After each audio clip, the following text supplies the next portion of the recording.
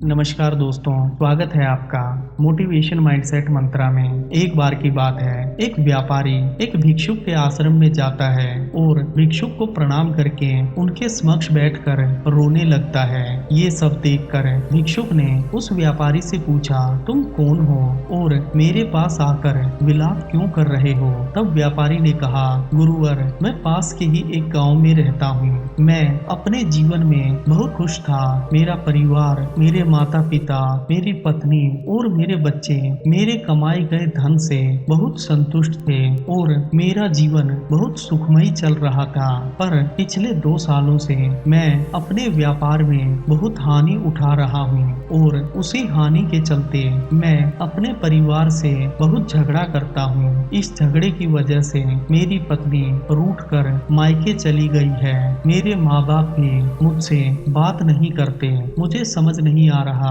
कि मैं अपने जीवन से इन परेशानियों को कैसे दूर करूं और कैसे अपने व्यापार को दोबारा से उसी परिस्थिति में ले आऊं जिस परिस्थिति में वो पहले था। तब भिक्षुक ने थोड़ी देर तक सोचा और व्यापारी से कहा, तुम सामने उस जंगल में जाओ और एक खरगोश पकड़ कर लाओ, तभी मैं तुम्हें तुम्हारी समस्या का समाधान बता पाऊंगा। व्यापारी इतना सुनकर उस जंगल की तरफ चल दिया और थोड़ी देर घूमने के बाद उसे एक खरगोश दिखाई दिया। व्यापारी उस खरगोश के पीछे दौड़ा। खरगोश व्यापारी को देखकर डर गया और इधर उधर भागने लगा। पर व्यापारी को अपनी समस्या का समाधान चाहिए था, इसीलिए वो बिना संकोच के और बिना थके उस खरगोश के पीछे दौड़ता रहा। बहुत देर मेहनत करने के बाद आखिरकार व्यापारी ने उस खरगोश को पकड़ लिया और भिक्षुक के समक्ष ले आया।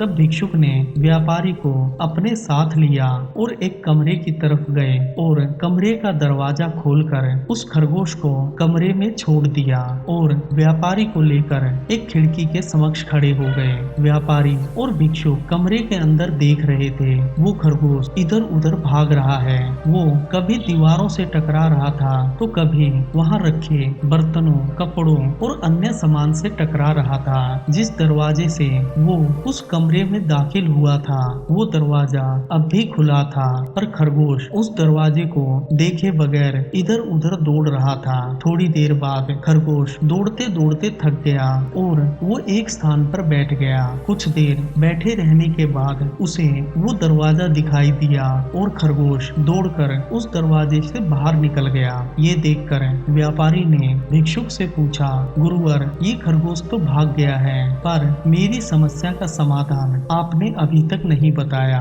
तब भिक्षुक ने उस व्यापारी को बोला, जिस प्रकार ये खरगोश जंगल में घूम रहा था उसी प्रकार आज से 2 साल पहले तुम अच्छे से व्यापार कर रहे थे, पर जब तुम इस खरगोश को पकड़ने दौड़े तब इस खरगोश पर मुसीबत आ गई और ये उस मुसीबत के समय विचलित हो गया और जब तुमने इस खरगोश को इस कमरे में छोड़ा तो वो बिना कुछ सोचे, बिना शांति से विचार किए इधर उधर दौड़ता रहा। इसी प्रकार तुम भी जब तुम्हारे ऊपर मुसीबत आई तब तुमने शांति से बैठकर उस मुसीबत से निकलने के विचार करने की बजाय वो मुसीबत क्यों आई ये सोचने की बजाय तुम उस मुसीबत में विचलित हो गए और इसी विचलित होने के कारण तुम अपने जीवन में अभी तक भटक रहे हो। अगर तुम कुछ देर शांति से बैठकर आत्म मंथन करो और ये समझने का प्रयास करो कि जो मुसीबत तुम पर आनी है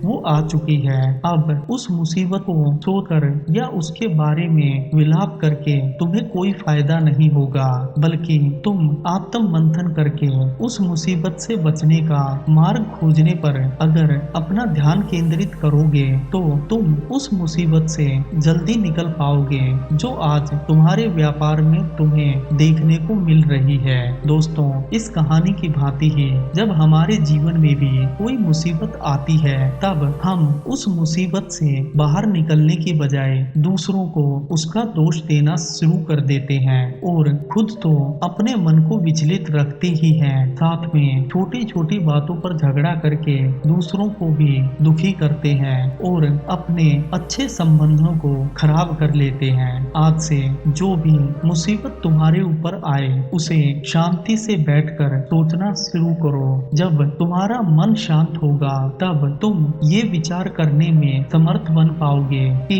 तुम किसी भी मुसीबत से कैसे बाहर निकल सकते हो, और वो मुसीबत जिस रास्ते से तुम्हारे पास आई है उस रास्ते को छोड़कर तुम अपने जीवन में सफलता का मार्ग अपना सकते हो। दोस्तों, अगर कहानी अच्छी लगी है तो कहानी को लाइक करें। चैनल पर अगर नए हैं तो चैनल को अपना प्यार दिखाते हुए सब्सक्राइब करें। जय हिंद दोस्तों।